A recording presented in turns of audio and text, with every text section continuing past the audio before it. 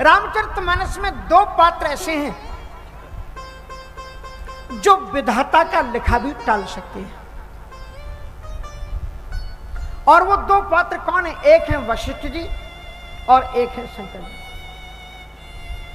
शंकर जी के बारे में लिखा है रामचरितमानस में कि भावी मेट सके त्रिपुरारी।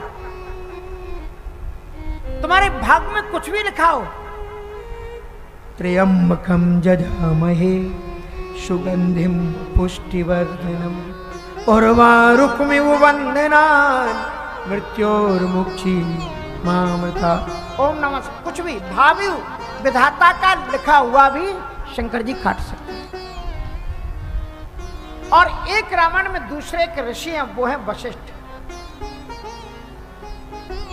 इसी रघुकुल के राजा ककुत्स का विवाह हो रहा था, इंदुमती के साथ में विवाह हो रहा था। 4 भावरें पड़ी और ककुत्स की मृत्यु हो गई। भावरों में ही, विवाह मंडप में ही राजा ककुत्स गिर गए। और वशिष्ठ जी महाराज ने देखा कि मैं जिस लड़की की शादी करा रहा हूं, मेरे जैसा पुरोहित, वो विवाह मंडप में भावरों के पहले ही विधवा हो गई।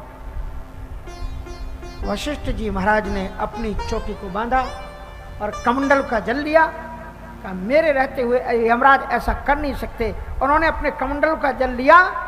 जल बाबा जल, वशिष्ठ जी ने भी जल का प्रयोग किया और जल लेकर के जो ही उस बेटी के ऊपर छिटका, कहा बेटी सौभाग्यवती भव। उसका पति मर गया और वशिष्ठ जी कहते हैं सौभाग्यवती भव।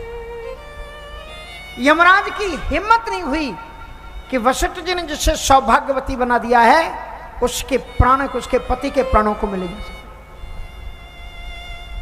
आज भरत जी कहते हैं हमने गुरु जी के द्वारा सुना है कि आप साधारण गुरु नहीं, आप विधाता का लिखा हुआ भी टाल सकते हैं।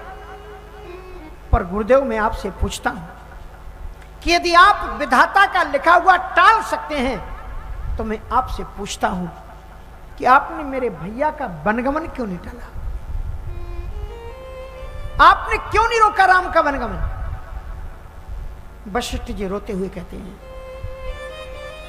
कि यदि विधाता का लिखा हुआ होता भरत, तो मैं गारंटी देता हूं मैं काट देता। ये विधाता का लिखा हुआ है। रामायण में विधाता मैंने आपको बताए 2 हैं, एक तो विधाता ब्रह्मा है और एक ब्रह्मा के भी विधाता है राम। और वहां पर वशिष्ठ जी ने कहा कि सुनहु भरत